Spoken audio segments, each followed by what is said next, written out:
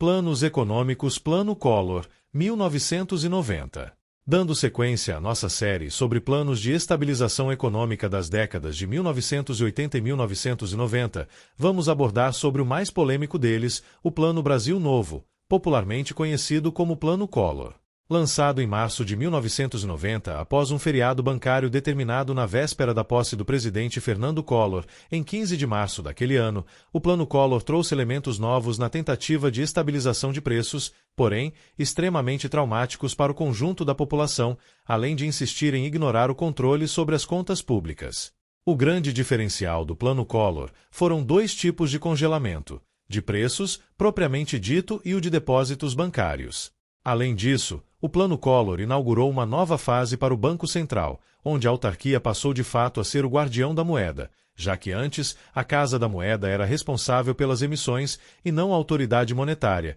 e esse descontrole nas emissões de dinheiro também provocara inflação. Sob condução da ministra Zélia Cardoso de Mello, com sua pasta adotando um novo nome, como Ministério da Economia, o Plano Collor congelou depósitos bancários, preços, aumentou os depósitos compulsórios e restringiu a emissão de moeda, além de uma nova reforma monetária, com a adoção da volta do cruzeiro que substituiu o cruzado novo. Outro diferencial é que, desta vez, não houve o corte de 3 zeros, apenas a mudança na nomenclatura da moeda. Tecnicamente, o Plano Collor teria todos os elementos para ser bem-sucedido, porém, politicamente não foi bem aceito pela população, que no início tinha esperanças de que o novo governo conseguisse, enfim, controlar a inflação, mas não de um modo tão rigoroso, ríspido e que sacrificasse tanto pessoas e empresas. A verdade é que o governo aproveitou sua grande popularidade para adotar políticas extremamente impopulares, e de necessidade até hoje vistas como bastante questionável.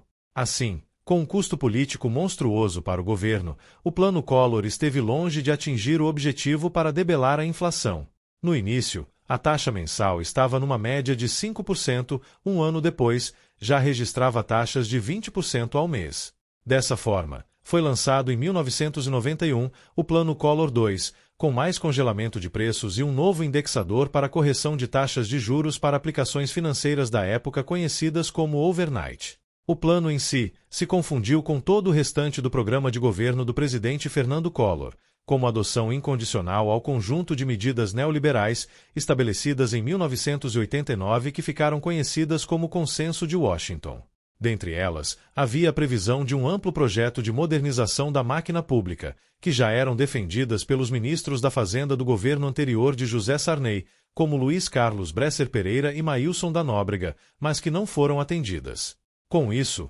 houve a extinção de empresas ou órgãos públicos federais, além da fusão de outros, tais como a Cobal e a Cibrazen, as quais deram origem à atual Conab. Também foi extinto o Banco Nacional de Crédito Cooperativo, BNCC, e a extinção de vários tipos de isenções e incentivos concedidos a empresas de vários setores tais como importações, exportações e agricultura. Além disso, o governo abriu a economia brasileira para itens importados, tais como carros, eletroeletrônicos e outros tipos de bens de consumo. Devido aos poucos resultados alcançados com o Plano Collor e ao extremo desgaste do governo, em função do rigor na implementação do plano, a ministra Zélia Cardoso foi demitida do Ministério da Economia, sendo então substituída pelo diplomata Marcílio Marques Moreira. Com Marcílio Marques, as taxas de inflação permaneceram em níveis de hiperinflação, numa média mensal de 40%, apesar de uma política fiscal e monetárias mais restritivas, o que possibilitou um empréstimo de 2 bilhões de dólares do Fundo Monetário Internacional, FMI,